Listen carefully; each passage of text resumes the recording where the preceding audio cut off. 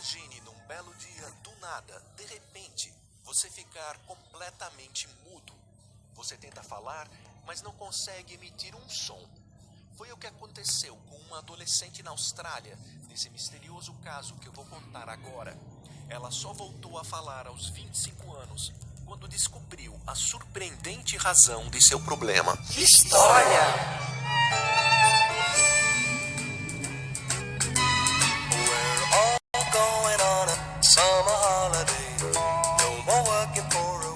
Essa música Summer Holiday, Férias de Verão, de Cliff Richard, foi uma das inspirações que levaram a família de Marie McCready a se mudar do Reino Unido para a Austrália nos anos 1970.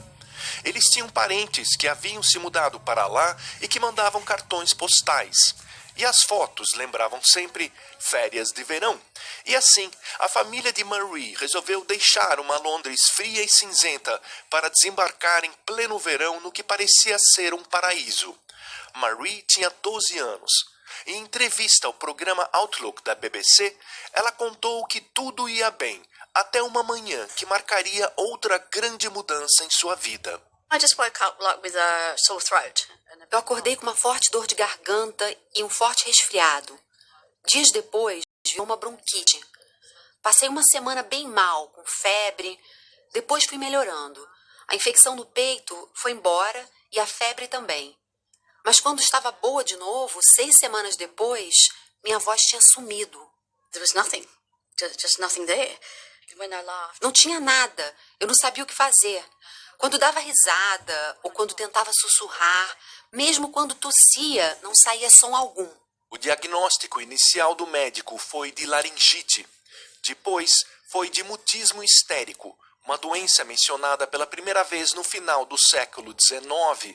Em outras palavras, o médico achava que Marie estava se recusando a falar. Mas Marie, então com 13 anos, não estava se recusando a falar, mesmo porque estava tendo vários problemas por causa disso.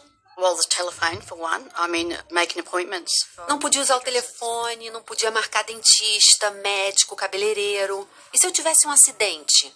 Teve uma vez que eu fui acampar com amigos, eu estava numa trilha sozinha. Eu escorreguei e caí num barranco de uns 3 metros. Fiquei presa lá embaixo sem conseguir sair. E não tive como chamar ajuda. Achei que fosse ficar presa ali a noite inteira. Tive de ser bem mais cuidadosa.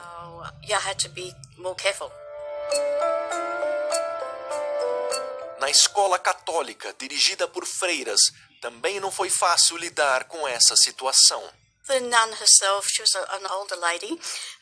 Tinha uma freira que dirigia um coral e ela dizia que todos os alunos deveriam participar desse coral e me incluiu. Tive de aprender a letra de Ave Maria em latim. Eu formava as palavras com a boca sem emitir som algum, fazendo de conta que estava cantando. Era constrangedor. Meus amigos acharam divertido no início, mas com o passar dos dias comecei a encher o saco. Eu conversava usando gestos e mímica. Alguns amigos conseguiam ler meus lábios. Eu andava sempre com pequenos blocos de notas e uma caneta para me comunicar escrevendo. Mas era difícil participar de uma conversa. Muitas vezes não funcionava. Tente contar uma piada escrevendo ela num bloco. Uma vez eu estava num baile. Um rapaz dançou comigo algumas vezes e eu queria conversar com ele, mas não conseguia. Eu ficava sorrindo. E por mais que tentasse dizer o que eu queria dizer, não havia como. Eu ficava com raiva de mim mesma. Ô menina estúpida, eu pensava. E quando voltava para casa, eu me deitava no chão e ficava chorando. Eu queria falar, mas não sabia como. E na escola, onde ela deveria ter encontrado compreensão e apoio, aconteceu o contrário. Tinha uma freira que, sabendo que meu problema não tinha uma causa física aparente, dizia que eu estava sendo punida por Deus, que ele tinha tirado minha voz. Outros comentários dela, desse tipo, se espalharam e chegaram ao padre da paróquia local. Ele começou a dizer que eu deveria rezar, confessar meus pecados. Eu me recusei a confessar. Não tinha nada para confessar. Isso foi longe demais. As pessoas acreditavam mesmo que eu estava sendo punida por Deus. Tudo ia contra mim. E sob grande pressão, sem conseguir falar, Marie começou a duvidar de si mesma. The world were brought up in, the priests, the nuns. No mundo em que eu cresci, pessoas como padres, freiras, médicos sempre estavam certos. Você não questionava o que eles diziam. No começo, quando me chamavam de mulher dos infernos, era engraçado, mas depois de um tempo ficou pesado. Quando me neguei a confessar, me proibiram de participar da missa que havia na escola toda sexta-feira. Tinha te esperado lá de fora. Até pensei, que bom, não tenho que participar dessa coisa chata. Mas foi uma separação. Estava sendo separada de minhas amigas. Comecei a acreditar neles, de que eu era uma pessoa má, que pertencia ao diabo, uma pessoa abandonada por Cristo, uma bruxa. Anymore, that I was a witch.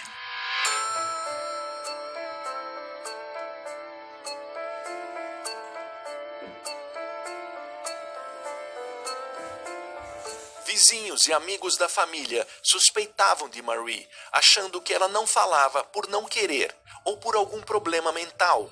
Chegaram a sugerir que ela fosse internada. Isolada, frustrada e cheia de dúvidas, Marie, aos 14 anos, chegou a tentar suicídio. Ela foi parar no hospital, mas quando se recuperou, em vez de ser levada para casa, foi internada numa clínica psiquiátrica. That was hell, literally. Foi um inferno. Minha ala era de mulheres dependentes de drogas ou vítimas de colapso nervoso ou de abuso.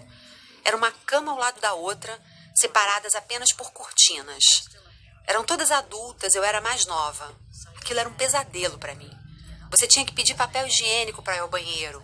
O banheiro não tinha porta. Well, I'd seen the other patients have it done. Eu vi pacientes voltando de sessões de terapia de choque elétrico. Tinha ouvido os gritos. Eu fiz uma sessão. É muito cruel. Você é levado a uma sala que parece uma câmara de tortura. Você está morrendo de medo e ninguém te explica nada. Pelo que pesquisei depois, vi que essa terapia nunca fez bem a ninguém. E que o excesso de choques poderia causar sérios danos cerebrais. I couldn't talk to anybody. There's no communication. The only communication. E eu não conseguia me comunicar porque não podia ter papel e caneta por razões de segurança. Só as enfermeiras andavam com papel e caneta. Uma vez uma enfermeira me disse, você não precisa de papel e caneta, é só você falar. Minha cabeça estava explodindo de tanta raiva e frustração. E achava que fosse passar o resto da vida nessa clínica. As far as I was concerned at that point, I was going to be there for life. A essa altura, Marie tinha perdido toda a confiança nos pais que a tinham colocado ali.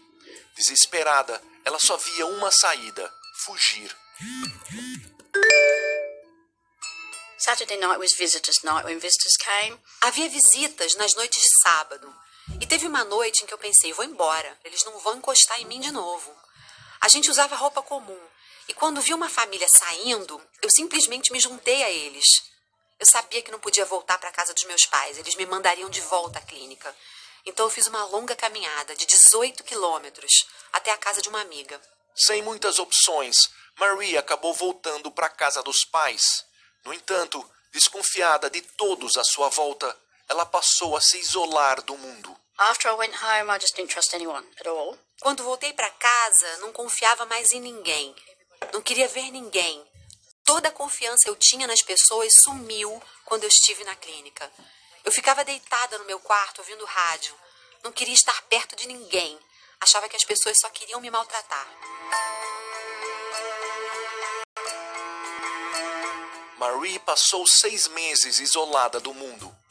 Mas, aos poucos, ela se conformou com a ideia de que sua voz não voltaria e começou a criar uma nova vida. O primeiro passo foi começar a trabalhar na cafeteria de sua mãe. Ela aprendeu Libra, a linguagem dos sinais, e retomou os estudos, concluindo um curso para se tornar datilógrafa.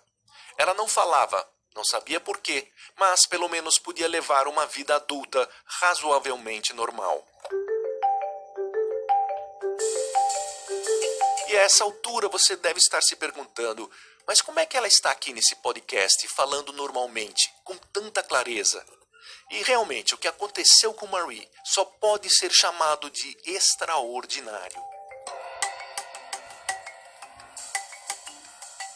Quando estava com 25 anos de idade, um belo dia, no trabalho, ela começou a passar mal.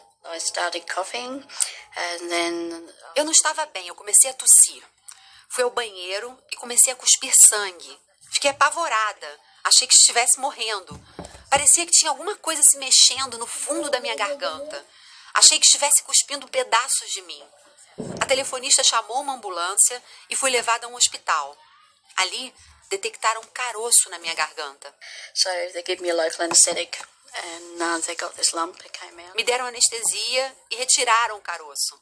Quando limparam ele, viram que era uma moeda de 3 centavos de dólar australiano. Uma moeda que saiu de circulação em meados dos anos 60. Eu não faço ideia de como ela chegou ali. Foi um choque. Foi diferente do choque da primeira vez, quando não conseguia falar. Dessa vez foi, não, peraí, não é possível. No, it can't be.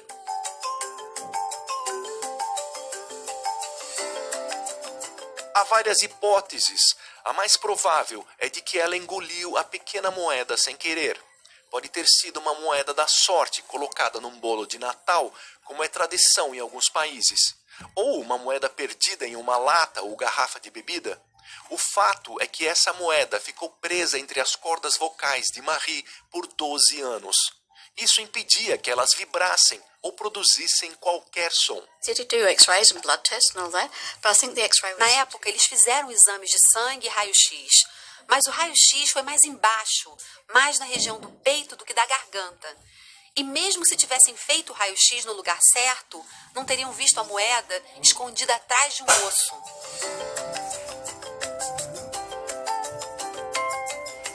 E assim, sem a moeda na garganta, o mundo de Marie McCready mais uma vez começou a mudar. I could feel the sound in my throat, just the moan. Eu conseguia sentir o som na minha garganta. Foi um gemido.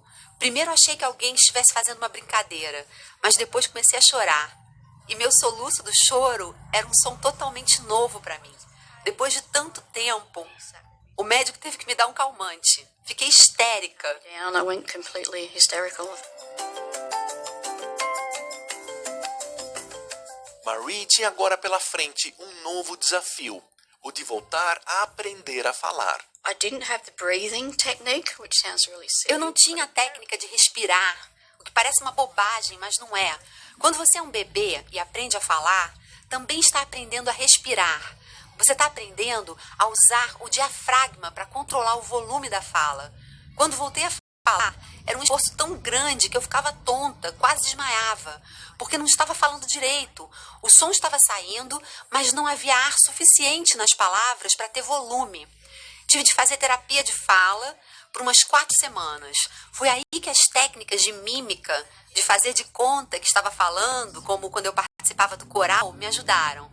Aquela freira, indiretamente, me ajudou a voltar a falar. Yeah, I had to call mum and dad up, yeah, because they knew they'd already been Meu told. primeiro telefonema foi para minha mãe. Ela começou a chorar. Eu te disse que sua voz voltaria um dia. Eu te disse, ela dizia. Marie também teve de lidar com vícios dos tempos em que era muda e que causaram alguns constrangimentos. Because I used to say things just to, when people had done something to annoy me, I'd just... Quando as pessoas faziam coisas que me irritavam, eu xingava ou respondia. Mas como não saía som, não tinha problema. Mas agora as pessoas estavam ouvindo o que eu dizia. Tive de me monitorar. Além disso, quando eu costumava escrever comentários em blocos de notas, eles tinham que ser curtos, porque você está conversando com as pessoas e elas não gostam de ficar esperando. Então eu era muito concisa. Quando você vocaliza essas mensagens, parecem bem abruptas, podem parecer grosseria. Again, it was another roller coaster because I was happy and I was... Foi uma montanha-russa de emoções. Eu estava feliz e animada. Queria ler em voz alta, cantar em um coral, conversar com todas as pessoas. Mas tinha momentos em que batiam as memórias da escola, da clínica, em que pensava que nada disso teria acontecido se tivessem achado a moeda antes. Marie McCready guardou a moeda e a colocou em uma pulseira, que usa de vez em quando. Suas memórias ela registrou em um livro, Voices